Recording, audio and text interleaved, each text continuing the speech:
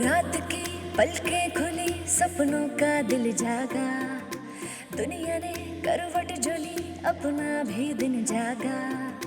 रात की पलकें खुली, सपनों का दिल जागा, दुनिया ने करवट झोली, अपना भी दिन जागा।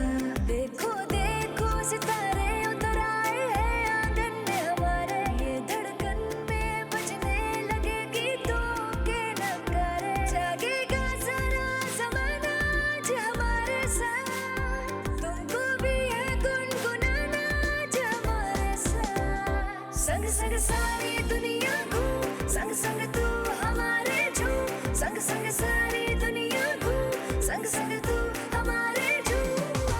ये है मॉर्निंग एट होम।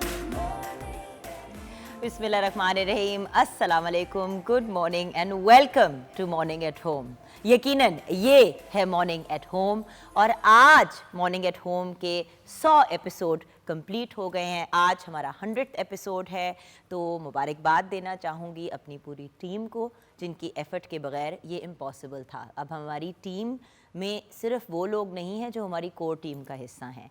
हमारी टीम में हमारी अपर मैनेजमेंट हैं, from our managing director to our director programs to our DAP जो हमारे डायरेक्टर एडमिनिस्ट्रेशन एंड पर्सनल हैं, टू एवरी सिंगल पर्सन जिसने अपर मैनेजमेंट से लेके मिडिल मैनेजमेंट से लेके टू आर टीम एफ़र्ट किया है हमें 100 एपिसोड तक पहुंचाने के लिए। उसमें एक बहुत बड़ा रोल हमारे कैमरामैन का होता है क्योंकि उन्होंने हमें आप तक पहुंचाना होता है। उसमें हमारे मेकअप डिपार्टमेंट का एक बहुत बड़ा रोल होता है, हमारा engineering department, our lighting department, our set department. Samreen ने जो इतना खूबसूरत सेट डिज़ाइन किया, उनका बहुत बहुत शुक्रिया, क्योंकि होस्ट के मिजाज के मुताबिक चीज़ों को क्रिएट करना और एक इंसान के मिजाज के मुताबिक हर चीज़ को आगे लेके चलना आसान नहीं होता। और व्यूअर्स, एक बात बताओ, आप लोग एक हंसता मुस्कुराता पॉजिटिव चेहरा देखते हैं स्क्रीन पे, बैक एंड पे क्या हो रहा होता है आपको नहीं पता होता। As a morning show host बहुत दफ़ा इंसान प्रेशर में या स्ट्रेस में घर से पहुंचता है। एक नॉर्मल बात है, इंसान की फैमिली, घर, 100 मसाइल होते हैं, हम सब के प्रॉब्लम्स इश्यूज़ होते हैं। लेकिन अगर होस्ट का मूड ऑफ हो या होस्ट जो है एक अजीब फ्रेम ऑफ माइंड में हो, जो कभी कभार बल्कि अक्सर मैं होती हूँ, मैं आपसे क्यों झूठ बोलूँ, तो उन चीज़ों को मैनेज करना, इंसान को एक अच्छे मूड में लेके आना, उसको पॉजिटिव करके आप तक पहुँचाना, ये सारा एफर्ट टीम का है। ये एक बड़ी इंपॉर्टेंट चीज़ है आप लोगों के साथ शेयर करने को, क्योंकि लोग हमेशा ये सोचते हैं कि वो जो होस्ट कर रहा है ये उसका शो है। ओहो, वो तो इंसान सिर्फ आके बातें कर रहा होता है आपके सामने। उन बातों के पीछे एक कंटेंट टीम होती है। इस शो की डायरेक्शन के पीछे प्रोड्यूसर्स हैं, डायरेक्टर्स हैं, हमारे जीएम साहब लाहौर सेंटर के, हमारे पीएम साहब कैसर साहब जो मेरे उस्ताद हैं, जो मेरे टीचर हैं। इवन दो हम एक ही एज ग्रुप के हैं, लेकिन उनके साथ मैंने सबसे ज़्यादा काम किया है। वही हमारे पहले शो के प्रोड्यूसर हुआ करते थे और जितना मुझे सीखने का उनसे मौका मिला है, शायद ही ज़िंदगी में मुझे कभी किसी से सीखने का मौका मिला होगा।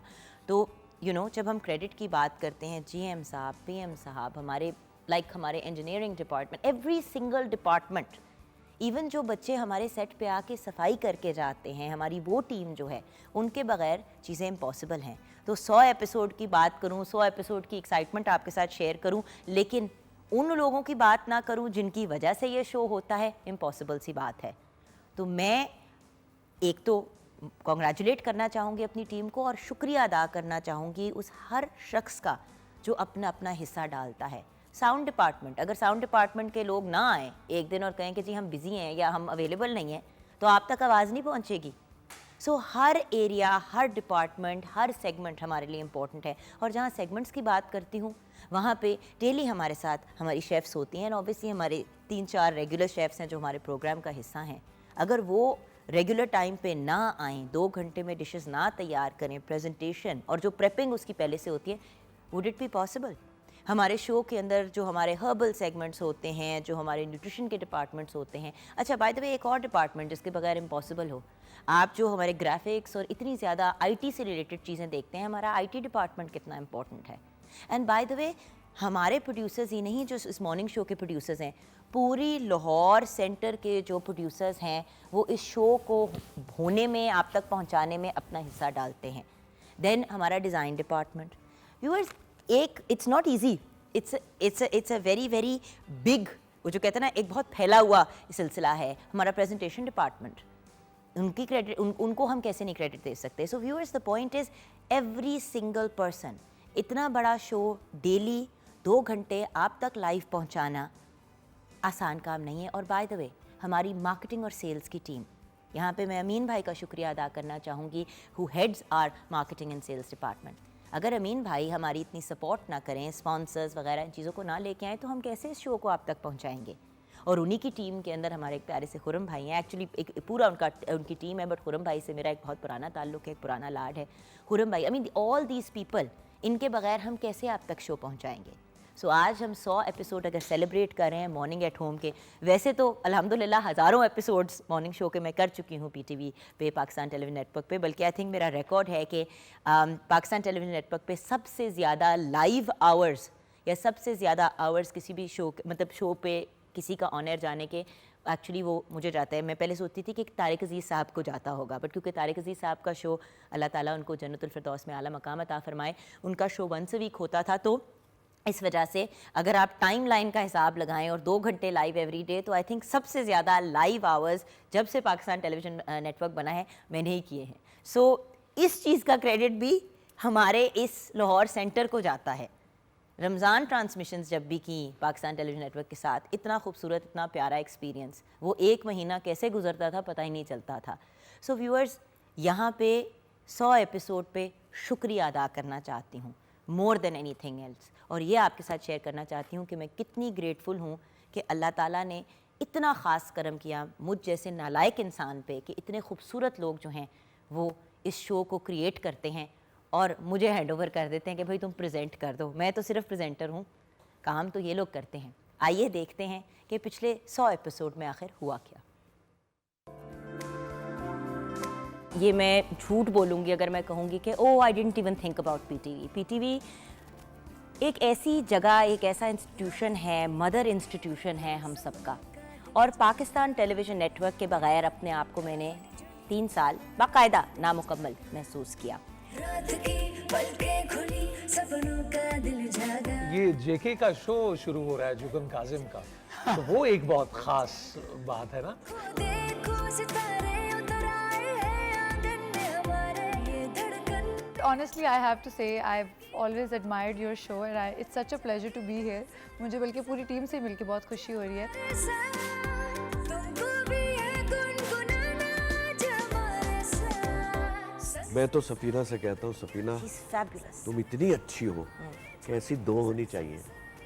नहीं, मेरा मतलब है मैं तारीफ के हवाले से, जुगन गलत नहीं समझना यार।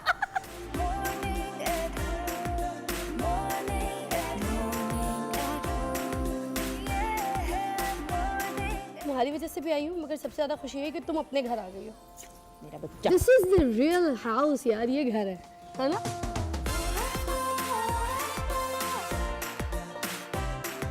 मालिका तरन्नुम मादाम नूरजहां वो गीत अंग की धुन में बंधी हुई गजल गाती थी और 3 मिनट के अंदर कयामत कर देती थी। बेशक।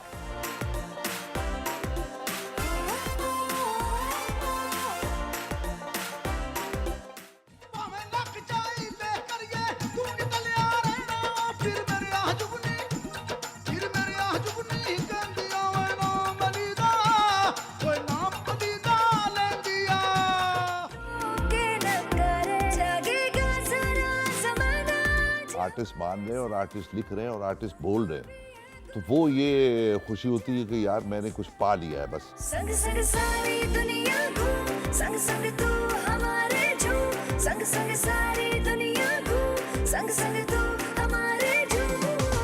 ये है morning at home, morning at home, ये है morning at home, morning at home, morning at home. वो इमोशन, वो फीलिंग्स नहीं होती व्यूअर्स जब आप अपने बच्चे को बड़ा होते हुए देखते हैं, लिटरली वो वाले सेंटिमेंट्स हैं। इतने प्यारे प्यारे लोग शो पे आए, मेरी तो इतनी औकात भी नहीं थी कि मैं इतने प्यारे प्यारे लोगों से बात करूं, उनका इंटरव्यू करूं, उन्हें जानने का मुझे मौका मिले। इसलिए सब और हमारे जो गेस्ट हैं उन सब का शुक्रिया अदा करना चाहूँगी कि उन्होंने अपने कीमती वक्त में से मॉर्निंग एट होम के लिए टाइम निकाला। उन सब लोगों का शुक्रिया अदा करना चाहूँगी, वो सारे डॉक्टर्स, वो सारे स्कॉलर्स, वो हर पर्सनालिटी जिसने मॉर्निंग एट होम में अपनी कंट्रीब्यूशन की। हमारे साथ बड़े रेगुलर लोग हैं जो हमारे सेगमेंट्स का हिस्सा होते हैं, कुछ लोग आते जाते रहते हैं, लेकिन हर किसी का बहुत बहुत शुक्रिया। आज 100 एपिसोड इंशाल्लाह इस एपिसोड के बाद कंप्लीट हो जाएंगे। Thank you all and bless you all. जी हाँ, किचन में आ गए हैं शेफ कोमल मलिक हमारे साथ हैं। अस्सलाम वालेकुम कोमल। अस्सलाम, congratulations for 100 episodes. Thank you so much, congratulations to you as well, because आप भी जब से हमने ये अपने 100 एपिसोड्स का सिलसिला शुरू किया है, since I have come back to Pakistan television network, तो आप भी हमारे साथ शुरू से हैं। Thank you. So equal credit goes to you and all the chefs. बिल्कुल। सो ब्लेस यू, और अल्लाह बस हमें इसी तरह हमारे करता सिलसिले को हुआ। चलाता रहे और हमें इतनी हिम्मत दे और इतनी सकत दे कि हम अच्छी से अच्छी प्रोग्रामिंग अपने इतने खूबसूरत और प्यारे प्यारे व्यूअर्स तक पहुंचाएं। बिल्कुल। और व्यूअर्स, आपका तो सबसे ज़्यादा शुक्रिया। आप देखते हैं, अप्रिशिएट करते हैं, कोई अच्छी चीज़ करते हैं उस पर आप पॉजिटिव फीडबैक देते हैं, कोई गलत चीज़ करते हैं तनकीद करते हैं ताकि फिर हम अपने आप को बेहतर कर पाएँ। So thank you so much from both point of views, criticism का भी और मोहब्बत का भी। आइए बढ़ते हैं रेसिपी की तरफ। आज हम बना रहे हैं सोसी चिकन राइस, और इसकी रेसिपी के लिए हमें चाहिए मुर्गी का गोश्त आधा किलो, चावल 1 किलो, केचप 1.5 कप, शिमला मिर्च 4 अदद, सुर्ख मिर्च 1.5 खाने का चम्मच, दही 6 से 8 खाने के चम्मच, नमक 1 खाने का चम्मच, हल्दी 1 चाय का चम्मच, जैतून का तेल 7 से 8 खाने के चम्मच, हरा धनिया 1 गट्ठी, सोया सॉस 2 खाने के चम्मच, प्याज 2 अदद, अदरक लहसुन का पेस्ट 4 खाने के चम्मच, तेल 7 से 8 खाने के चम्मच, मायोनीस 8 से 10 खाने के चम्मच, ज़र्दा रंग 1 चुटकी। इसके लिए हम लोग चिकन को मैरिनेट कर लेंगे मसालों के साथ। ज़र्दा रंग हो गया और सुर्ख मिर्च, सिरका डाल लेंगे इसमें, और नमक काली मिर्च के साथ हम सिर्फ इसको मैरिनेट करेंगे, और इसको जैतून के तेल में हल्का सा सॉटे करके फ्राई कर लेंगे। जिस तरह हम लोग समझ लें टिक्के की मैरिनेशन करते हैं, इसी तरह मैरिनेट करके इसको फ्राई कर लेंगे। और जो राइस हैं उसके लिए हमें पानी, और उसमें अगर आप चाहें, अगर फ्लेवर के लिए तो चिकन स्टॉक यूज़ कर सकते हैं, नहीं तो पानी के साथ सोया सॉस, थोड़ा सा सिरका, नमक, और इसको बॉईल करके चावल बॉईल कर लें, सिंपल डेट सेट। इसके बाद आपने वेजिटेबल्स जो हैं उसमें प्याज और शिमला मिर्च को ऑयल के अंदर लाइट सा सॉटे फ्राई करना है, और उसके अंदर सोया सॉस और सिरका हल्का सा डाल लेना है, और उसके बाद इनकी लेयरिंग कर लेनी है। सबसे पहले चावल आएंगे, और उसके बाद उसकी चिकन आएगा, उसके ऊपर उसकी वेजिटेबल्स आएंगे, और उसके ऊपर सॉस डालेंगे। और सॉस के लिए मायोनीस, केचप और सोया सॉस और ज़रा सा नमक और काली मिर्च, इसको ब्लेंड करके ऊपर एक सोसी सी सॉस डाल देंगे और हरा धनिया डाल के प्रेजेंट कर देंगे। Sounds yummy. यस, मैंने पहले नहीं खाया, आज Mild ट्राई सा करूंगी होगा इंशाल्लाह। और फिर बताऊंगी, जी। और सही सही बताऊंगी, जी, ये भी बिल्कुल। देख लेना। छोटी सी ब्रेक के बाद वापस आएंगे, आप हमारे साथ रहिएगा।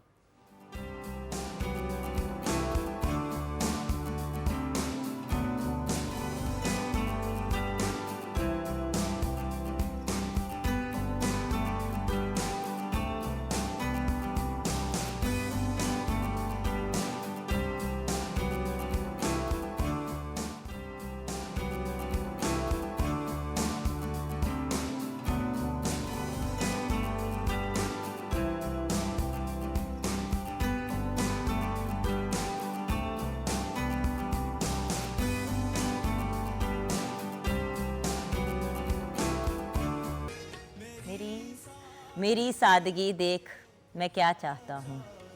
क्या बात है। Viewers, welcome to Gosha Iqbal, and one of my favourite scholars is with us today, Zaid Hussain. Renowned Iqbal scholar हैं, डायनामिक पब्लिक स्पीकर हैं, ट्रेनर हैं एंड यूथ एक्टिविस्ट हैं। अस्सलाम वालेकुम जैद। जी वालेकुम अस्सलाम, बहुत शुक्रिया। सबसे पहले तो आपको बहुत बहुत मुबारक हो, आपके 100 प्रोग्राम्स 100 प्रोग्राम मुकम्मल हुए हैं, तो बहुत बहुत आपको मुबारकबाद। अल्लाह का बड़ा करम है। मैं यही सोच रही थी कि अगर बीच में अगर बीच में ये गैप ना आता 2-3 साल का, जब मैं यहाँ पे नहीं थी, तो पता नहीं हम कितने हज़ारों भी सेलिब्रेट कर रहे होते। तो मॉर्निंग विद जुगन जो है उसके तो हज़ारों एपिसोड्स गए थे। इंशाल्लाह अल्लाह खैर करे, अगर व्यूअर्स इजाज़त देते हैं और पसंद करते रहेंगे तो आपको बेहद पसंद करते हैं, और आप माशाल्लाह मॉर्निंग शोज़ की जान है। Thank you sir. तो बहुत बहुत मुबारक हो आपको। इसका क्रेडिट भी मैं हमेशा एक ही बात कहती हूँ और बार बार कहती हूँ। हम ब्रेक में भी यही डिस्कस कर रहे थे, सिद्रा मेरी प्रोड्यूसर है, उनसे हम यही बात कर रहे थे, सिद्रा एंड उमर के साथ, कि at the end of the day आपकी टीम ही है जो आपको आगे लेके बढ़ती है, और उस टीम में हर इंसान जो अपना हिस्सा डाल रहा होता है, चाहे वो 5 मिनट का डाल रहा हो या पूरे 2 घंटे का डाल रहा हो या 24 घंटे का एफर्ट डाल रहा हो, क्रेडिट उन्हीं को जाता है। And of course Ahmed Hashmi भी हमारी टीम का in 100 episodes में नई एडिशन रहे हैं. Bless him, Fatima, then we have Rida also. We have lots of brilliant young people working with us and we are very lucky. हमारे हसनैन जो हैं वो भी काफ़ी प्रमोट होकर आगे निकल गए हैं. खालिद हमारे फोटोग्राफर हैं. Everyone, like all of them are so wonderful और अल्लाह उनको खुश रखे, उनको ज़िंदगी दे. Okay, let's talk about जो हमारा सेगमेंट है उसकी तरफ चलते हैं. गोशा इकबाल. इकबाल, हम में ज़ौक़े जुनू पैदा करने की बात करते हैं, तो आखिर ज़ौक़े जुनू है क्या? अल्लामा इकबाल ये समझते हैं कि हमारे यहाँ अच्छे और तामीरी कामों को करने का जज्बा या तो सिरे से पाया नहीं जाता, अगर पाया जाता है तो बहुत कम पाया जाता है.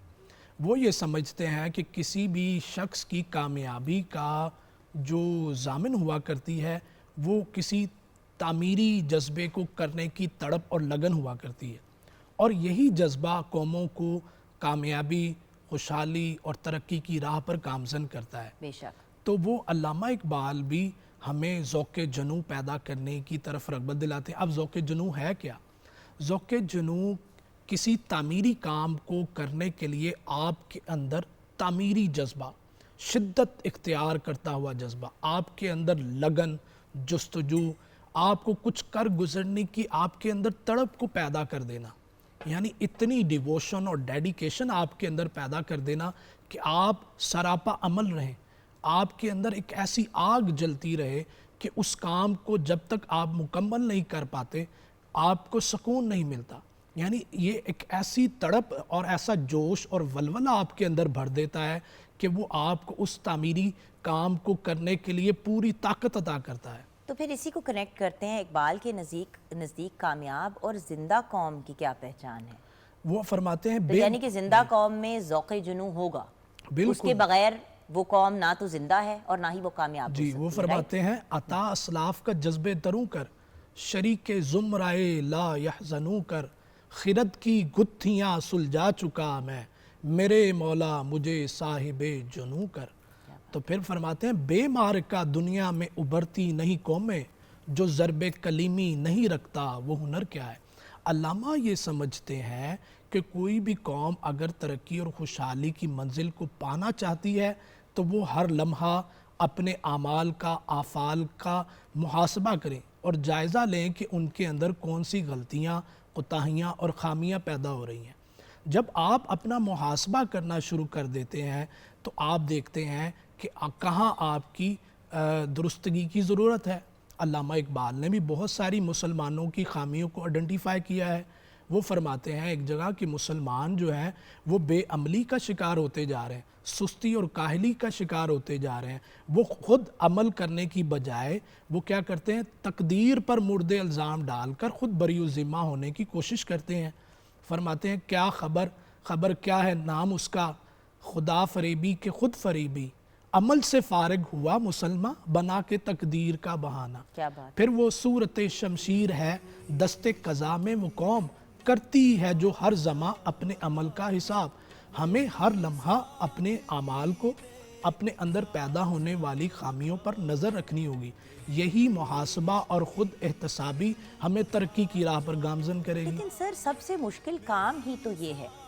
जैसे शुरू में अभी जब इन प्रोग्राम शुरू किया तो मैंने एक ही बात की कि हमारे जो व्यूअर्स हैं उनका हम शुक्रिया अदा करते हैं कि उन्होंने तारीफ़ भी की और तनकीद भी की. तनकीद को सुनना, उसको अब्जॉर्ब करना और अपने आप को इम्प्रूवमेंट की तरफ लेके जाना बड़ा मुश्किल काम है, क्योंकि इसका मतलब है कि आपने पहले मानना है कि आप कुछ गलत कर रहे हैं या ठीक नहीं कर रहे. तो हम तो आजकल का तो youth, I am very sorry you know viewers, I am a huge supporter of the youth और खुद एक यूथ एक्टिविस्ट बैठे हुए हैं यहाँ पे. तो ये तो नहीं है कि हमें कोई यूथ से प्रॉब्लम है, लेकिन हर बच्चे को ये लगता है कि वो सब कुछ सीखा हुआ पैदा हुआ है. नो डाउट उनके पास हमसे ज़्यादा कुछ चीज़ों में नॉलेज है क्योंकि अगली जनरेशन है, लेकिन कुछ हमारे भी एक्सपीरियंस है, हम भी कुछ चीज़ें सिखाना चाहते हैं उनको. तो यूथ के अंदर हम ज़ौक़े जुनू कैसे पैदा करें जिसमें वो खुद एनालिसिस और क्रिटिसिज्म भी करें. बिल्कुल, आपने बड़ा अच्छा बात. और आप कैसे बच्चों को गाइड करते हैं, क्योंकि आप तो करते ही हैं. जी, मैं अक्सर देखता हूँ नौजवानों में बहुत ज़्यादा स्पार्क है, लेकिन उनके अंदर इल्म की, शऊर की बहुत कमी है. उनके अंदर एटिकेट्स और मैनर की बड़ी कमी है. नो डाउट आज उनके पास इल्म के ज़राए बहुत ज़्यादा हैं और यही वजह है कि उनके अंदर बड़ी शार्पनेस मौजूद है और बिलाशुबा पाकिस्तान की यूथ एक पाकिस्तान का बहुत बड़ा सरमाया है, नो डाउट। और 60% से ज़्यादा आबादी का हिस्सा है, और किसी भी कौम का रोशन मुस्तकबिल उसके नौजवान हुआ करते हैं। मुल्क की तामीर व तरक्की में नौजवान रीढ़ की हड्डी की हैसियत रखते हैं। दुनिया में जितने भी इनकलाब आए हैं, जितनी भी तहरीकों ने जन्म लिया है, वो नौजवानों ही की बदौलत है। नौजवानों ने उन तहरीकों में अपना हरावल दस्ते का किरदार अदा किया है। तो पाकिस्तान की यूथ को जब मैं देखता हूँ, उनमें शऊर की कमी है, उनके अंदर तरबियत की कमी है। अल्लामा फरमाते नौजवानी रा चुबीनम भी अदब रूज़े मन तारीक मी गरतत चुशब, कि जब मैं किसी नौजवान आप को जब फारसी है ना, जी, फारसी जी। में बात करते हैं, इतनी मीठी और प्यारी जबान है, लेकिन हम जैसे नालायक समझ नहीं पाते। बिल्कुल हमें आप तो फिर भी समझ जाती हैं, लेकिन आजकल के नौजवान जो हैं वो इससे दूर हो जा रहे हैं। मैं समझता हूँ फ़ारसी हमारे लिए सिर्फ, मैं अक्सर कहा करता हूँ, फ़ारसी हो गई है, सिर्फ देखने की हद तक रह गई है। हम उससे सीख नहीं फार पा से हम उसको सी करते हैं, यानी कि दूर से हम उसको देखते जी हैं। फार से बिल्कुल। और हमें क्या है कि फ़ारसी में हमारे अल्लामा इकबाल का ज़्यादातर कलाम, 60% से ज़्यादा कलाम फ़ारसी में है, और हम फ़ारसी से बिल्कुल नाबलद हैं। और यही इल्मी वर्सा हमारे नौजवानों के लिए ज़िंदा कर देने के लिए एक बड़ी मोटिवेशनल सोर्स है। आपको पता है फारसी, सिराइकी, ये कुछ ऐसी लैंग्वेजेस हैं, अरबी, जो यंग एज पे ही माँ बाप कोशिश करते थे कि बच्चों को साथ साथ सिखाएं। अब पेरेंट्स को ही नहीं आता तो वो बच्चों को क्या सिखाएंगे। और अफसोस की बात नहीं है, लेकिन चले ये भी एक अच्छी बात है कि पढ़ाई लिखाई में अब ये भी इम्पॉर्टेंट हो गया कि भाई फ्रेंच, स्पेनिश या चाइनीज़, इन तीनों में से कोई लैंग्वेज, क्योंकि यूजुअली इन तीनों में से कोई ना कोई या अरबी, इन 4 में से सेलेक्ट करने को कहते हैं। मेरी रिक्वेस्ट है सारे स्कूल्स, कॉलेजेस, यूनिवर्सिटी से कि फ़ारसी का भी ऑप्शन दें, जी सिराइकी का भी ऑप्शन दें। ये इतनी खूबसूरत लैंग्वेजेस हैं कि इनके ऊपर भी हमें फोकस करना चाहिए। जी बिल्कुल, हम तो बाकायदा हमने सिलसिला शुरू कर रखा है फ़ारसी पढ़ने के हवाले से, अल्लामा इकबाल के फ़ारसी कलाम को समझने भाई सीखने आप के उनको लिए। ही पढ़ना और जी, समझना शुरू कर दें, आपको आधी फारसी वैसे ही आ जाएगी। जी बिल्कुल ऐसे ही। अब अल्लामा इकबाल को जब हम पढ़ते हैं, उनके बहुत सारे मजमूआ कलाम फ़ारसी में है। जावेद नामा उनका शाहकार तरीन मजमूआ कलाम है, और इतने हिकमत आमोज़ पैगामात उसमें दिए हैं कि यकीन जाने जब आप पढ़ते हैं तो आपके अंदर एक नया वलवला, नई जोश और जज्बा बढ़ जाता है, और आपके अंदर कुछ कर गुजरने की तड़ पैदा होती है। वो जो ज़ौक़े जनू है वो पैदा होता है इंसान के अंदर।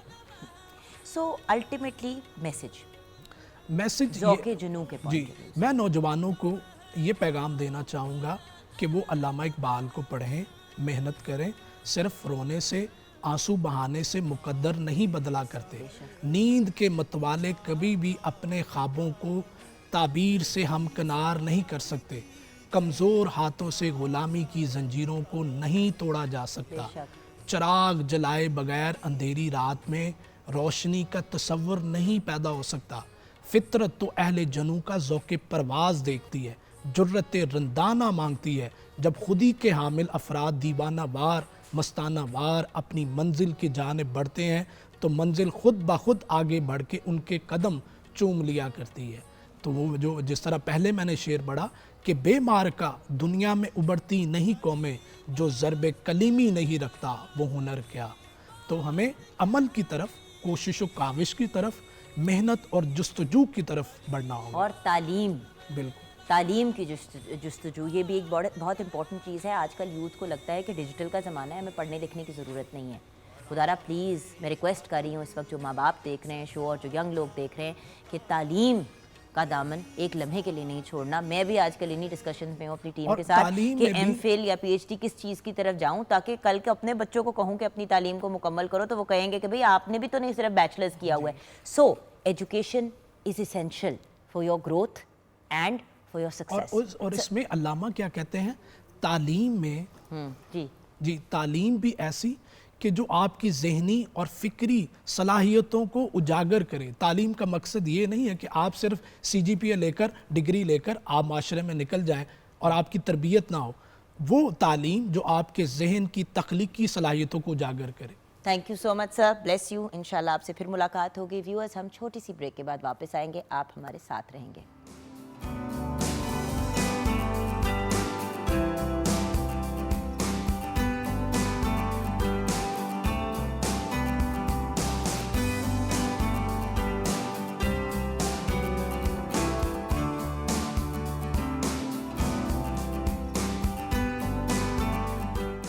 Welcome back from the break viewers. एक शिकायत जो बार बार आ रही है, जिसकी मुझे समझ बिल्कुल नहीं आ रही, क्योंकि पहले ये नहीं होता था या शायद होता था और लोग रिकग्नाइज नहीं करते थे, कि भाई सर्दियों में पानी की बड़ी कमी होती जा रही है लोगों के सिस्टम्स में, जो चेहरे पे भी नज़र आती है, जिसको हम डिहाइड्रेशन कहते हैं अंग्रेज़ी में।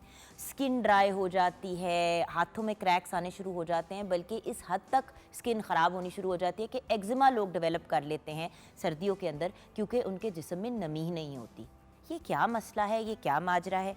बहुत ही प्यारी सी डॉक्टर अतिया गुल रिजवान हमारे साथ हैं। आप हेल्थ कंसल्टेंट भी हैं, न्यूट्रिशनिस्ट भी हैं एंड डाइट हेल्थ के प्रोफेशनल हैं। अस्सलाम वालेकुम मैम। वालेकुम अस्सलाम। Welcome to the show. You look beautiful as Thank you. Always. Thank मैं you. हमेशा ये कहती हूँ, मैंने कहा आपको ना एक्टिंग शैक्टिंग की तरफ आना है, मॉडलिंग शॉडलिंग क्या किन काबों में पड़ गई हैं आप? Thank you very much. अच्छा डॉक, या ये क्या है, एक्चुअली ये क्या माजरा है? और ये जो डिहाइड्रेशन? टॉपिक आज आपने सिलेक्ट किया, ये इसलिए बहुत अच्छा है कि ये वो अनकॉन्शियस बीमारी है। जैसे हम पहले तो कहते थे हार्ट अटैक, शुगर, जिसका पता ही नहीं चलता। अब ये ऐसी कमी है पानी की कि सर्दियों से हम उसको रिलेट ही नहीं करते। गर्मियों में तो यह है पसीना आ रहा है, आप भाग रहे हो, अब धूप की शिद्दत इतनी ज़्यादा है, फिर सर्दियों में आप इंडोर हो, मोबाइल उस तरह नहीं हो, हीटर के आगे बैठे हुए हो, और पानी का इंटेक आप कम ले रहे हो। अब डिहाइड्रेशन कब होती है? जब आपका पानी का इंटेक कम है और आपका यूरिनेशन, यानी आप बार बार पानी का अखराज ज़्यादा कर रहे हैं जिस्म से। नो डाउट पसीना कम आएगा, लेकिन आप वॉशरूम ज़्यादा यूज़ करते हैं फॉर यूरिनेशन। ये बहुत फ़र्क पड़ता है सर्दियों में। तो उसमें क्या है कि डेफिनेटली आपके आउटर लुक में, तो जैसे अभी आपने अपीयरेंस की बात की, आपकी स्किन है, एक्जिमा है, फिर उसके साथ साथ आपका स्कैल्प है जिसमें ड्राइनेस सबसे ज़्यादा, हेयर फॉल। बात करते करते मुझे इतनी घबराहट हो रही है कि मैंने पानी का ग्लास ही खत्म कर दिया है। क्योंकि एक्चुअली डॉक्टर साहिबा मेरी अपने साथ भी होता है, मैं सुबह उठती हूँ, मुझे लगता है मेरा मुंह नहीं है, पापड़ है। अच्छा, उसका हम आपको थोड़ा ऐसा हल भी बताएंगे कि ये सारी आपकी जो शक्ल प्रॉब्लम अकड़ी अकड़ जाती है, तो हाथ पांव अकड़ जाते हैं, मतलब अकड़, मैं हड्डियों की नहीं बात करी, स्किन क्रैक होना शुरू हो जाती है। अच्छा, एक तो ये है कि डिहाइड्रेशन, जैसे नाम से ही जाहिर है कि आपने उसमें पानी का ख्याल रखना है। अब पानी का कहाँ कहाँ ख्याल रखना है? इनटेक तो आप ले ही रहे हैं, आउटर की भी हम बात करेंगे और इनर की भी बात करेंगे। पहले हम करते हैं अपनी आउटर केयर की। आपकी आउटर केयर में डेफिनेटली आपका पानी जो आपने स्किन से एवेपोरेट कम होने देना है, क्योंकि आप अगर एक्सपोजर भी ले रहे हो, फिर उसके बाद आप गर्म पानी से नहा भी रहे हो, हीटर की कोई जान छोड़े तब ना, आप हीटर के आगे भी बैठ रहे हो, और डेफिनेटली आप उस तरह, आपका थर्स्ट लेवल भी नहीं है जो गर्मियों में होता है जब पानी की बार बार डिमांड होती है। अच्छा क्यों? अगर हम गर्म पानी से नहा रहे हैं और गर्म हीटर वाले कमरों में बैठ रहे हैं, तो फिर प्यास क्यों नहीं लगती? उसमें यह है कि बॉडी रेगुलेटर्स काम कर रहे होते हैं। आपकी बॉडी रेगुलेशन इस तरह होती है कि आपका बॉडी का टेम्परेचर सेट हुआ होता है। गर्मियों में क्या होता है कि इवेपोरेशन इतनी तेज़ी से चल रही होती है कि आपको फीलिंग आती है, पसीना उड़ा है, फिर ठंडक हो रही है, फिर थर्स्ट की फीलिंग आ रही है। इसमें वो पसीने वाला पॉइंट कम हो जाता है, वो यूरिनेशन से चेंज हो जाता है, उसमें इतनी फीलिंग नहीं आती। लेकिन पता कब चलता है? जब आपके बालों की ग्रोथ कम होना शुरू हो जाती है, स्कैल्प आपका जवाब देना शुरू हो जाता है, स्किन आपकी क्रैकी हो जाती है। और ये तो मैंने आउटर प्रॉब्लम आपको बताया। अगर आप इस मेडिकल पॉइंट ऑफ व्यू से इनर की जाएं, तो आपकी हाइपरटेंशन है, आपकी किडनी इफेक्टेड है, आपका लिवर मेटाबॉलिज्म, यानी लिवर जो तोड़ फोड़ का काम कर रहा है वो उस तरह नहीं कर रहा, GIT यानी जो आपके मैदे की बीमारियां हैं बहुत ज़्यादा आपकी बढ़ जाएंगी। इसलिए कि पानी कम होगा तो ज़ाहिर है आपको पता है सारी खुराक ने जाके लिक्विड बनना है, आप पानी उस तरह नहीं ले रहे जी। सेम इसी तरह किडनी ने खराज करने के लिए पानी चाहिए, आप पानी उस तरह, तो ये मत समझे कि स्किन और हेयर का मसला आज डिस्कस हो रहा है, आपकी ओवरऑल हेल्थ का डिस्कशन हो रहा है। अब उसको करें क्या? डेफिनेटली ये तो प्रॉब्लम है, आपकी थर्स्ट नहीं आ रही। हीटर का मैं आपको सबसे हीटर से स्टार्ट करते हैं कि हमारी कमरे की इन्वायरमेंट को पहले ठीक करते हैं। जब भी आपने हीटर यूज़ करना है तो कोशिश करें कि पानी का बाउल सामने ज़रूर रखें। पानी का बाउल इसलिए रखा जाता है कि सारा ऑक्सीजन, आपका जो हीटर है ना, मीथेन गैस है उसमें, वो सारी आपकी ऑक्सीजन यूज़ कर रही है कमरे में। आपकी ऑक्सीजन क्या हम ह्यूमिडिफायर यूज़ कर सकते हैं? ह्यूमिडिफायर भी बहुत अच्छे होते हैं, मतलब लेकिन हर बंदा अफोर्ड नहीं कर बट मैं बात बताऊं मैम, एक्चुअली मैं पिछले दिनों गई थी एक फार्मेसी पे लेने के लिए, तो छोटे वाले ह्यूमिडिफायर जो होते हैं ना 1500-2000 के मिल जाते हैं। तो ये एक टाइम की इन्वेस्टमेंट होती है और सही इस्तेमाल करें तो 3-3 साल भी निकाल जाते हैं। That's really good. तो वो भी देख लें व्यूअर्स, अगर आप अफोर्ड करते हैं तो एक कमरे में, जिस कमरे में ज़्यादा सब बैठते हैं और जहाँ पे हीटर चला होता है, उस कमरे के अंदर उसको ज़रूर चला दिया करें, वो भी बहुत अच्छा है। और इसके अलावा अगर आप नहीं अफोर्ड कर सकते तो पानी सामने ज़रूर रखें, ठीक है, उसको रीफिल करते रहें। ये तो मैंने आपको कमरे के एनवायरनमेंट बताया। आपने सेल्फ केयर कैसे करनी है? एक्सटर्नल सेल के लिए जब भी आप रात को सोने लगें, आप कोशिश करें कोई भी ऑयल लेके अपने बेली बटन में, उसको नाफ में उसका मसाज कर लें। जो अभी आपने क्रैक की फीलिंग बताई है ना, सुबह उठते साथ होती है, ये आपकी खत्म हो एक तो जाएगी। दिमाग का क्रैकीनेस भी होता है और फिर एक जिस्म का भी क्रैकीनेस नहीं, और होता है, सुबह- क्रैकनेस है ही बहुत और ज्यादा। ये सुबह जो आपकी अकड़नेस होती है जिसम में, ये बहुत कम हो जाएगी। शुक्र है उन्होंने ये नहीं कहा जुगन तेरा बुढ़ापा है, रोने वाली थी। अच्छा सॉरी डॉक्टर, आपके साथ मेरा जरा होता नॉन सीरियस सेगमेंट। नहीं, not at all. I can understand. अच्छा तो आपके लिए नाफ में हमने ऑयल नाफ डाला में आपने ऑयल मसाज करना है, छोड़ नहीं देना, क्योंकि आपको पता है सर्दियों का मौसम है। आपने और सुबह उठ के जब धूप आप कह लें 10 बजे की, ऑयलिंग का वो टाइम होता है, शाम ऑयलिंग के लिए नहीं होती। मैंने कितने लोगों की ये मिसकंसेप्शन देखी है, कितने दिनों से तेल नहीं लगाया, बाल गिर रहे हैं, खुश्की हो रही है, रात को सर पे तेल लगा के सो जाएंगे, वो 1000 बीमारियां आपको स्टार्ट हो जाएंगी। और दूसरी बात, आपकी जड़ें कमज़ोर हो जाएंगी। ये चीज़ नहीं करनी। तेल लगाना है आधा घंटा, मैक्सिमम 1 आवर, उससे ज़्यादा जड़ों को ज़रूरत भी नहीं है ऑयल की। Half an hour to 45 minutes लगाएं। नहाने से पहले सिर पे लगा लिया तेल, और बेस्ट है आपने जब नहाना है उससे आपने 45 मिनट पहले ऑयल लगा लिया, घर घुर के जो काम कुम कर रहे हैं, ये वो कपड़े शपड़े वॉशिंग के लिए डाले, ये वो किया, और शावर लिया और निकल आए फ्रेश। लेकिन जुगन विंटर की ऑयलिंग और समर की ऑयलिंग में फ़र्क है। अच्छा, विंटर की ऑयलिंग में ये होता है कि एब्जॉर्बेंस उस तरह नहीं होती, क्योंकि आपकी पूरी बॉडी के पोर्स बंद हैं ठंड की वजह से। अच्छा। अब आपने ऑयलिंग की, आपने धूप में बैठना है, विटामिन डी भी आपको मिली। आपको विटामिन डी तो चले मिल रहा है, आपका एब्जॉर्ब हो रहा है। फिर आपने एक शावर लेना कैसे है, क्योंकि जो आपका बैरूनी प्रॉब्लम आ रहा है ना डिहाइड्रेशन की वजह से, आप अगर सर इतने बड़े शावर गर्म पानी आपको दे रहा है, प्लीज़ कैप यूज़ करें। सर्दियों में शावर कैप यूज़ करें, एंड पे आपने सर को एक्सपोज करना है गर्म पानी के सामने।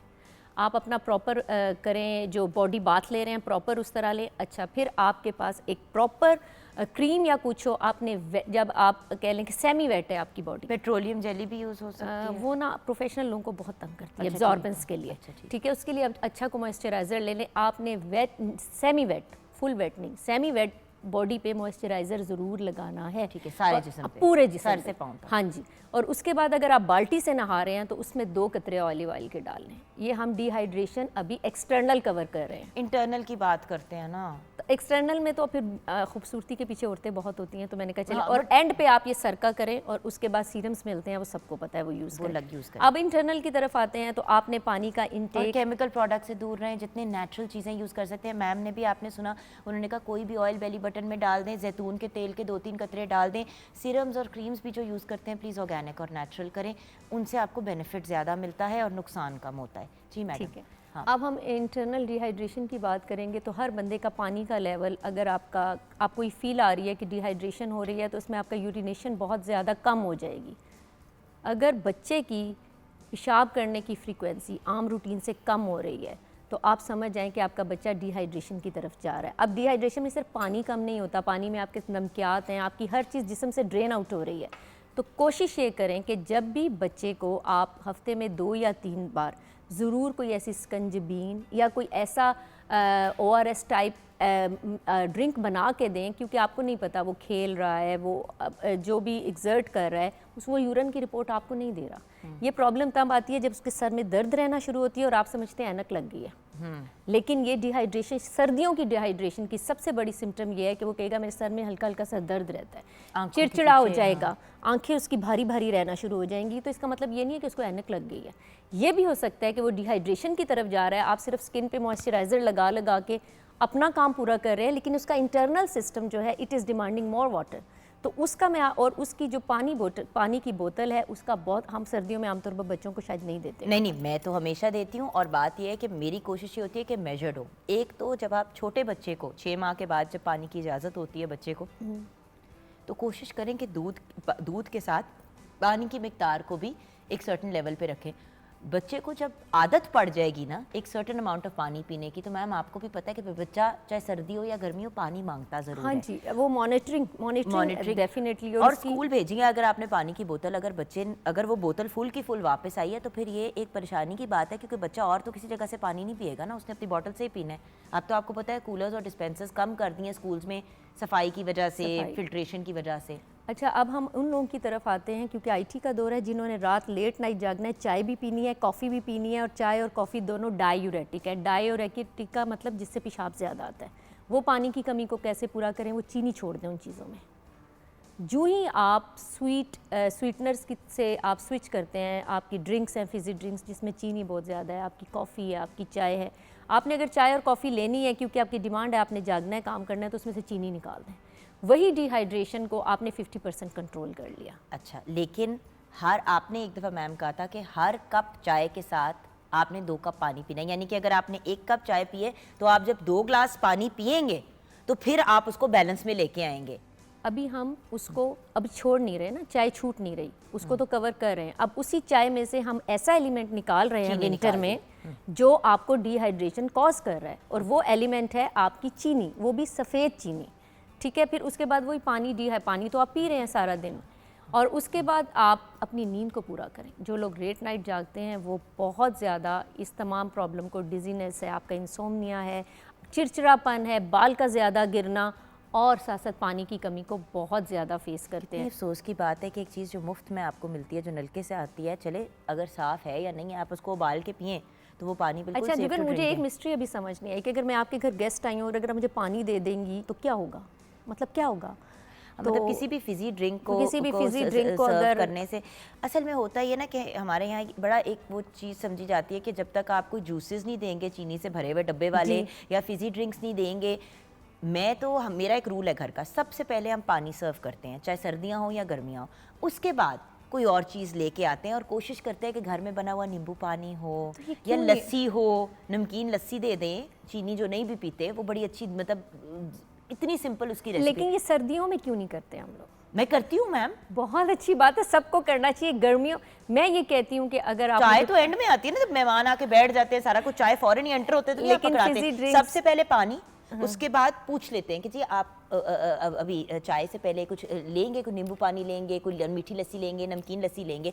आइडियली तो ये होता है कि आप नमकीन लस्सी दिन में एक दफ़ा पी लें, काफ़ी हद तक आपकी डिहाइड्रेशन को वो भी रिजॉल्व करता है, because yogurt is so good for your gut. या आई नो अच्छा, क्योंकि वक्त कम है तो गुफ्तगू को कंक्लूड करते हैं। जी अच्छा, आप सबसे मेरी ये रिक्वेस्ट है कि विंटर की डिहाइड्रेशन को ये मत समझें कि सिर्फ गर्मियों में ही पानी की कमी होगी, सर्दियों में भी आपको ये प्रॉब्लम आ सकती है, लेकिन अगर हम इनको इन टाइम कंट्रोल कर लेंगे तो बैरूनी जो हमारी खूबसूरती तो चलें बच ही जाएगी, अंदरूनी हम blood pressure, diabetes, kidney failure इस तरफ को नहीं जाएंगे। तो आप सबसे रिक्वेस्ट है कि पानी की आदत डालें, पानी पिए, पानी सर्व करें और एक हेल्दी लाइफ जिएं, क्योंकि आपका 85% जिस्म पानी पे बना हुआ है, 85% डिमांड है आपकी पानी की।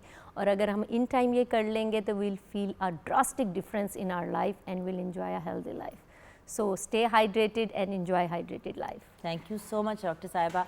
और व्यूअर्स, वाहिद डॉक्टर है जिन्होंने आके आपको बाहर का और अंदर का दोनों का बताया है। तो जो लोग बहुत ही मगरूर हैं, वटेवर है, वो चाहते हैं कि हम बड़े ही खूबसूरत लगें, तो आप ये सब चीज़ें कर लें, लेकिन याद रखें जब तक आप अपनी अंदरूनी हेल्थ का ख्याल नहीं रखेंगे, एक्सटर्नली जो भी लगाते रहेंगे अंदर से बाहर डैमेज होता रहेगा। पानी पिएं, पानी पिएं, पानी पिएं, सर्दी हो, गर्मी हो, हब्स हो, कोई भी टेम्परेचर हो, प्लीज़ पानी पिएं। अल्लाह ताला की इतनी बड़ी नेमत है। छोटी सी ब्रेक के बाद वापस आएंगे।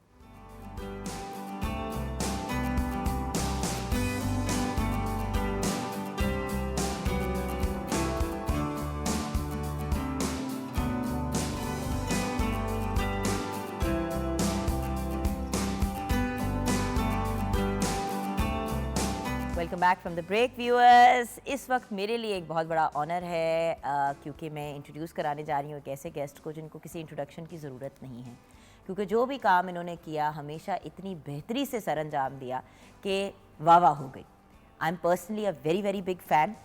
एक ऐसी टैलेंटेड पर्सनैलिटी जो एक्टर हैं, होस्ट हैं, इम्प्रोव आर्टिस्ट हैं, कॉमेडी हॉरर मूवी इनकी रिसेंटली निकली, देन रियलिटी शो भी इन्होंने किया, काफ़ी क्रिटिसिज्म भी फेस किया, लेकिन one of those positive people जो क्रिटिसिज्म में से भी कुछ अच्छा निकाल लेते हैं। एक बेहतरीन होस्ट हैं, कॉमेडियन है। मैं बात कर रही हूँ आदि अदयाल अमजद की। अस्सलाम वालेकुम। वालेकुम अस्सलाम। सबसे पहले आपको बहुत बहुत मुबारक हो, आपके आज 100 एपिसोड हुए सीजन के। 100 साल की हो गई। 100 साल की और हो गई। और उसके बाद मैं ये बताना चाहता हूँ कि जब मैंने सबको बताया कि मैं आपके शो पे जा रहा हूँ, तो ऐसा बहुत कम होता है, लेकिन मुझे सबने कहा वो बहुत खूबसूरत है।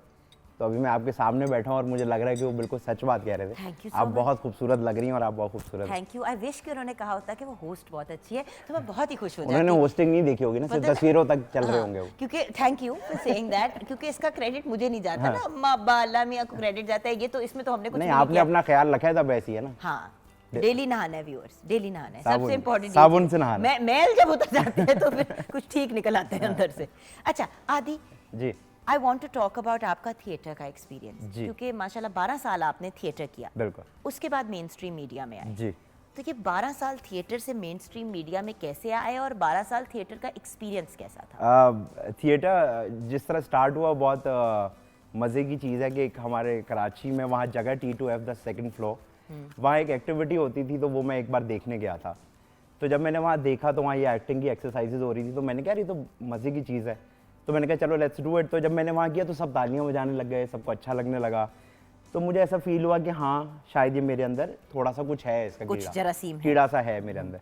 तो मैंने वहाँ किया, फिर वहाँ करते करते छोटे छोटे कॉर्पोरेट प्लेस थे वो किए, फिर मैंने कमर्शियल प्लेस में किए, फिर मैंने ब्रॉडवे प्लेस किए, फिर मैं इंटरनेशनली जाके मैंने प्लेस किए। तो जब मैंने वो सब किया तो मुझे आज तक याद है कि जो पहली कर्टन कॉल थी तो उसके मैं सबसे आखिर में खड़ा हुआ था, और मेरी आज भी आदत है कि ग्रुप फोटो के मैं सबके आखिर में खड़ा होता हूँ, नुक्कर में। हाँ। तो उन्होंने मेरा नाम लिया और मुझे ये था कि नाम लेंगे 3 बंदा यूं करेगा और ख़त्म हो जाएगी बात। तो वो उन्होंने जब मेरा नाम लिया तो पूरा हॉल खड़ा हो गया। Standing ovation. आई थॉट कि वो सब घर जा रहे क्योंकि ऐसी मेरी होता है। बारी एंड में है ही थी हाँ, तो- मैंने कहा खड़े होके जा रहे, तो वो खड़े हो गए। तो मैं बड़ा अजीब सा हो गया कि यार ये मेरे लिए खड़े होके तालियां बजा रहे हैं। And that was the time when I felt कि यार यही है अपनी जगह है। क्योंकि मेरा फैमिली जो है वो बिजनेस में है, वहाँ मेरा दिल नहीं लगता था ना, मुझे समझ आती थी ये बात कि हर वक्त पैसे पैसे की बात क्या होती है। तो उस जगह पे मुझे महसूस हुआ कि अब एक्टिंग ही है। क्या इंडस्ट्री चूज किया जिसमें पैसे पैसे की बात होती है, चेक दे दो, चेक दे दो, चेक दे अच्छा, दो, चेक अल्लाह दे का दो, शुक्र है चेक कि दे मैं दो। इस इंडस्ट्री में जीरो बैलेंस में हूँ। मेरा अभी तक किसी ने रुपया नहीं देना है सिवाय आदि- इस शो के लोगों ने। आदि, मैं आपको 1-2 हैं आपके लोगों पास? का बताऊंगी, उनको जरा कह देना। जी जी बिल्कुल, नहीं देंगे तो हम दूसरे तरीके से ले लेंगे, लेकिन हम दूसरे पैसे- तरीके से नहीं नहीं लेना नहीं, आप please। बताएं पैसे किस। तो बस वो हुआ, उसके बाद आई डिसाइडेड कि this is it. And theatre जो मैंने आखिरी किया था दैट वाज, क्योंकि असल एक्टिंग तो थिएटर ही होती है। एक्टिंग थिएटर ही होता है। टीवी में तो आप एक बॉक्स के अंदर फंसे हुए होते हैं कि यहाँ से फ्रेम में बाहर चले जाओगे, इधर ही खड़े होके करो। मेरे ख्याल से फिल्म और थिएटर इज़ द मीडियम जिसमें आप एक्टिंग अपनी सही से दिखाते हो, क्योंकि उसमें आप पूरी बॉडी के साथ एक्टिंग करते हो। जैसे मुंह से कड़क सी दाढ़ी बना के, आईब्रोज बना के एक्टिंग नहीं होती। तो मुझे थोड़ा सा ऐसे ही लगता है कि थिएटर एंड टीवी। अच्छा, यहाँ पे मैंने एक ऐसी शख्सियत को भी बुलाना है जो वो भी मेरी तरह आपकी एक फ़ैन है। अरे बहुत ही खूबसूरत आवाज़ की मालिक हैं और उससे भी ज़्यादा खूबसूरत पर्सनालिटी के मालिक। She is a vocalist, she is a singer and she is a brilliant educationist. क्योंकि खुद भी माशाल्लाह इतनी पढ़ी लिखी थी, तो she decided that she is going to open a Montessori और माशाल्लाह it's doing very very well. तो I am very very proud of her. और इन्होंने इतने OST गाए हैं कि मेरे ख्याल से इनके एज ग्रुप में किसी ने इतने OST नहीं गाए। तो आपको ट्रिब्यूट पेश करते हुए हमारे शो में एंट्री देंगी आपकी मेरी हम सब की प्यारी बहुत ही लाडली एनी जैदी। सुबह रुला दिया इतने हंसमुख और पॉजिटिव इंसान को बुलाने मुझे के ऐसा बाद लगा कि मैं ब्रेकअप के बाद जैसे ब्रेकअप के बाद ना ये हमने कैसा कुछ ट्रिब्यूट हमने मासूम से बच्चे को कर दिया डेडिकेट। ठीक है, ये भी चलता है। कैसी आप बेनी? बिल्कुल ठीक ठाक, और आदि के साथ बहुत सारी यादें अभी मैं जब बताऊंगी। नहीं, आदि के साथ यादें पे हमने जाना है, लेकिन पहले जो सवाल बीच में मैंने छोड़ दिया था and I want to complete that is, Adi ये बताइए कि फिर मेन स्ट्रीम मीडिया में किस तरह ब्रेक इन किया, क्योंकि थिएटर के ऐसे ऐसे आला एक्टर हैं इस मुल्क में। सिर्फ लाहौर शहर की अगर मैं बात करूं तो अनबिलीवेबल, मेन स्ट्रीम मीडिया में कोई आने ही नहीं देता उनको। नहीं आने देते। और मैं ये खुद जान के कहा है, कोई आने नहीं देता, ये नहीं कि वो आ नहीं पाते, वो तैयार खड़े हैं। हाँ। कोई लिफ्ट ही नहीं कराता। What's the problem?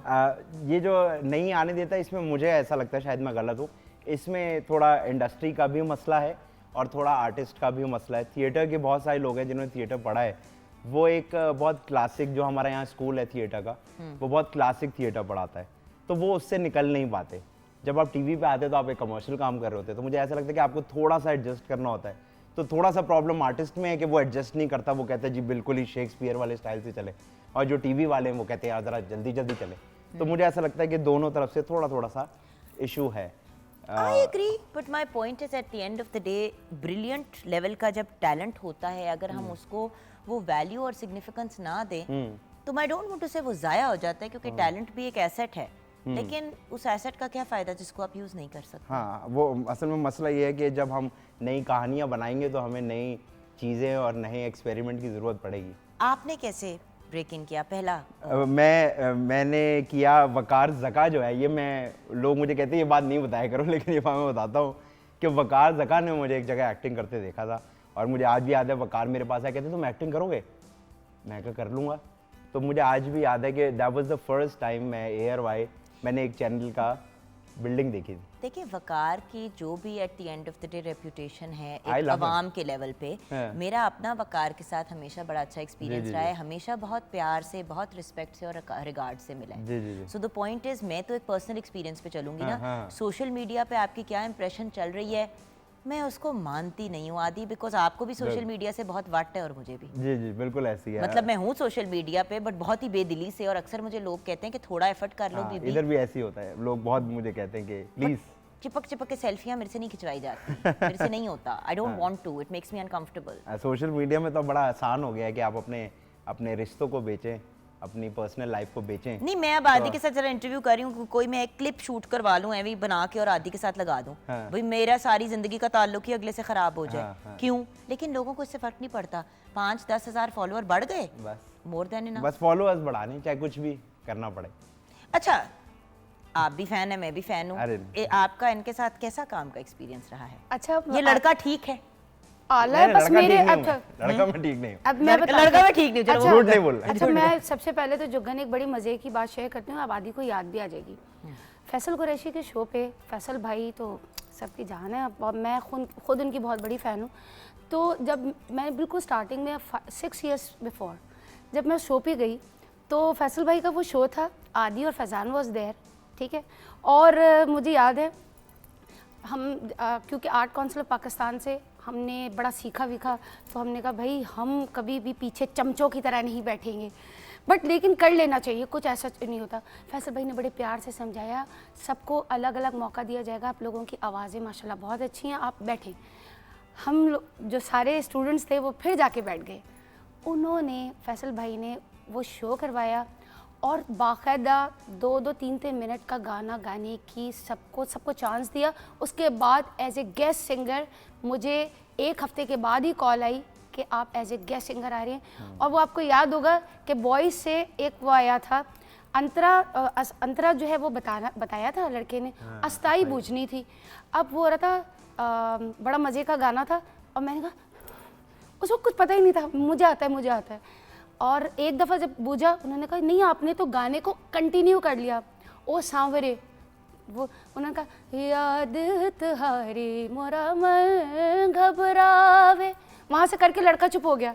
मैं कहा मुझे आता है, मैं कहा जागी रहना। और वो बाकायदा अभी तक भी अगर वहाँ प्रोग्राम पढ़ा हो तो वो है कि जागे रहना नींद ना आवे, कह रहे आउट हो गए ये, तो इसने कंटिन्यू कर दिया, अस्ताई नहीं बुझी। मैंने कहा आती फिर दोबारा से एक म्यूजिक स्टार्ट हुआ, डन डन कह रहे आदि एक दफ़ा पेम्पर है लड़कों के पास।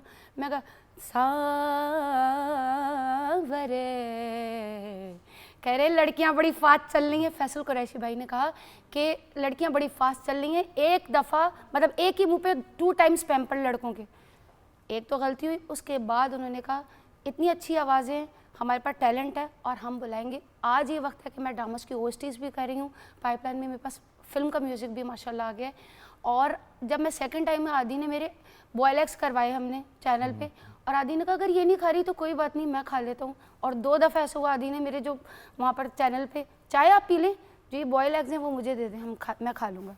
आदि याद आया कि नहीं आया? अब इस गुफ्तगू की ट्रांसलेशन कर दो क्योंकि मुझे आदि बात की समझ आई, आदि की समझ नहीं है। तो आदि आप इस आदि इसको बात पूरा कर दे, इसको कंप्लीट कर दे, क्योंकि आप दोनों वहाँ पे थे और आपको लग रहा है कि मैंने वो वाला एपिसोड देखा है, लेकिन मैंने नहीं देखा। तो उसने टोटे में जो बात कर दी है, मैं कहा एनी बात ये है बात यहाँ से शुरू की, या ये इस वक्त मैंने आवाम की आवाज जो है वो पहुंचाई है, क्योंकि एनी तुमने बात यहाँ से शुरू की, तुम यहाँ गई यहाँ गई।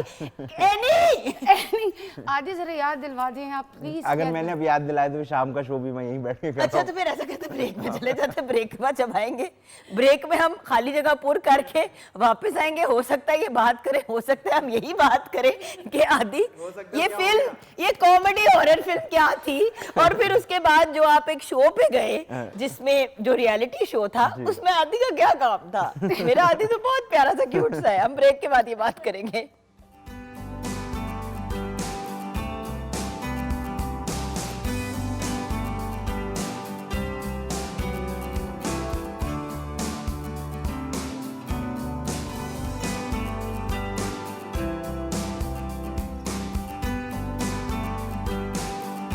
Welcome back from the break viewers. Annie Zaidi हमारे साथ हैं एंड वी हैव आदि अदयाल अमजद विद अस। आदि जी हॉरर कॉमेडी टाइप फिल्म का एक्सपीरियंस कैसा रहा?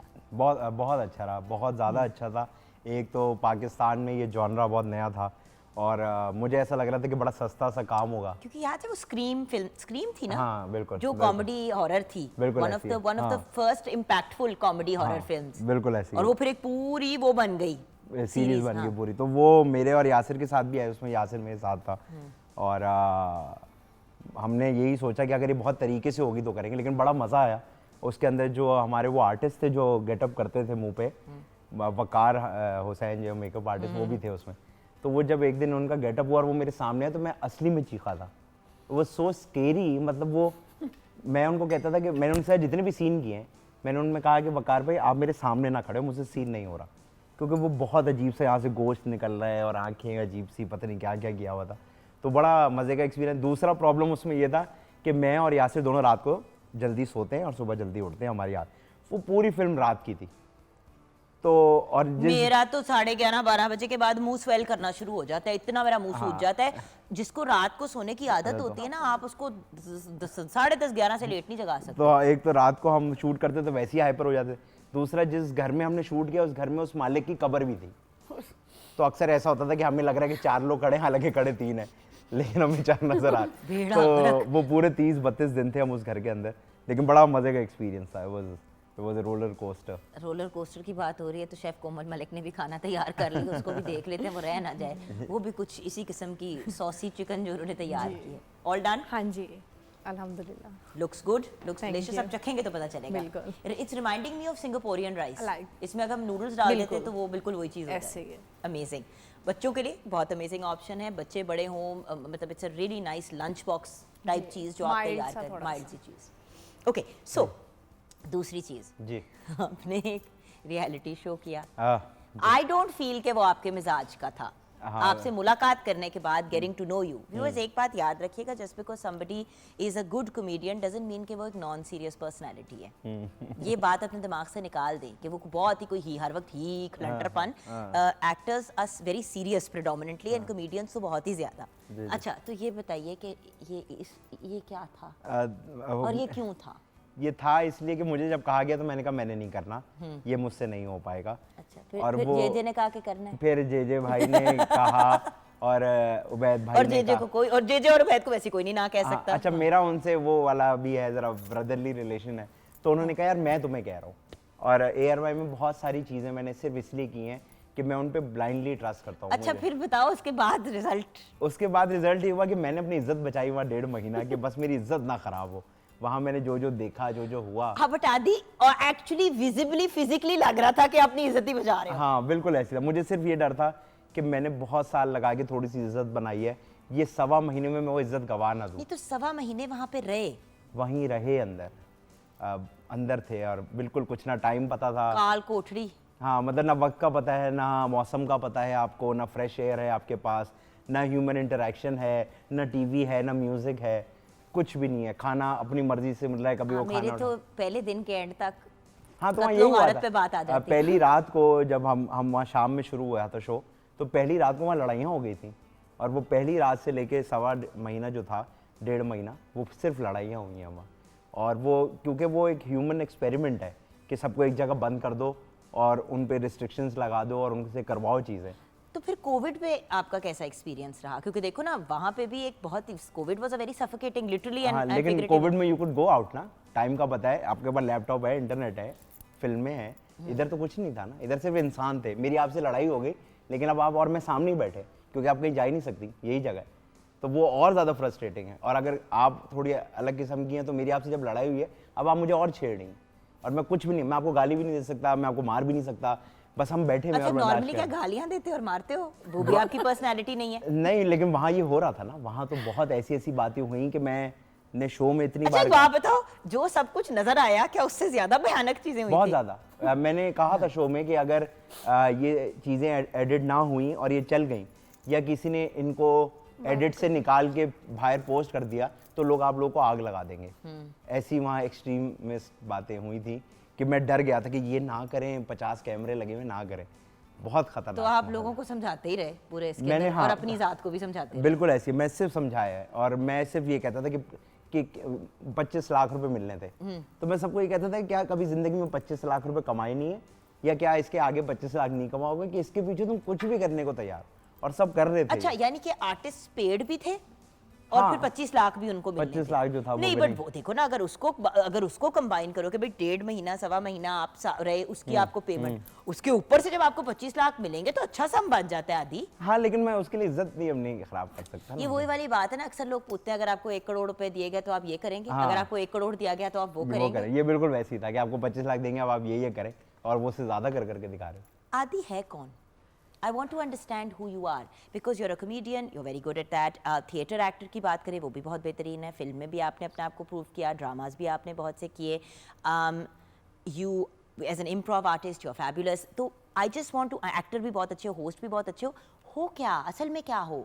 झूठ नहीं बोलना, असल में क्योंकि होस्टिंग ज़्यादा कर रहे हो। हाँ, होस्टिंग, अब मैं होस्टिंग की तरफ आ गया हूँ।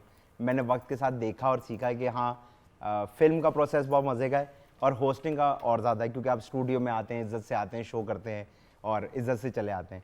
टीवी से ज़रा जो एक्टिंग है, मेरा ध्यान हटा नहीं, लेकिन वक्त ने कुछ मुझे ऐसे स्लाइड ऑफ किया कि अब मैं होस्टिंग की तरफ आया ना। आई एम वेरी हैप्पी। मैंने आखिरी एक्टिंग समझे कोई 2 साल पहले की थी, 1.5 साल पहले।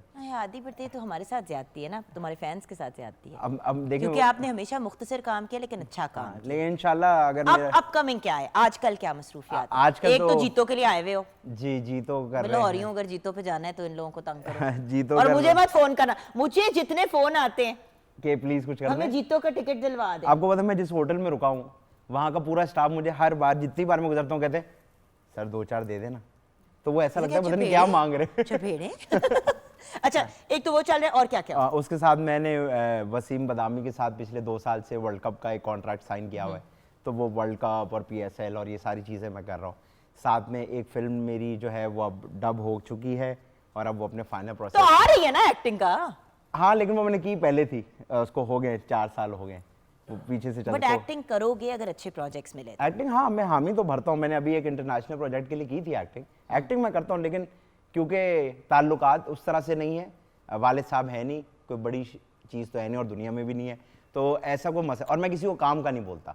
मैंने ये ज़िंदगी में डिसाइड किया हुआ है कि जिस दिन काम नहीं मिला, I will happily leave this world, I won't complain. मैं समझूंगा कि मेरा इतना ही काम था, ख़त्म। लेकिन I can not ask for work कि आप प्लीज़ यार अपनी जगह पे मुझे कुछ करवा दें। ये मेरी मौत है ये कि मैं किसी को कह दूं कि काम कराएं। मुझे लोग कहते हैं कि लेकिन हमारी दुआ ये है कि अल्लाह ताला हमेशा आपको काम करता हुआ रखे और आपका हाथ देने वाला हो, कभी मांगने वाला बिल्कुल। और अल्हम्दुलिल्लाह मैं आपको बताऊं, इतने साल नहीं हुए, लेकिन अल्लाह मियाँ ने यही किया है, ऐसा सिस्टम बनाया है कि मैं बहुत मज़े में हूँ। लोग मुझे कहते हैं यार तुम परेशान, मैं कहता हूँ नहीं, मैं बहुत मज़ा, अल्लाह का शुक्र है कि हर चीज़ से पूरे और खुश है।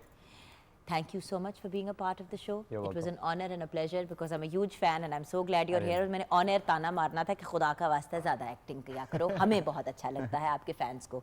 Annie, love you.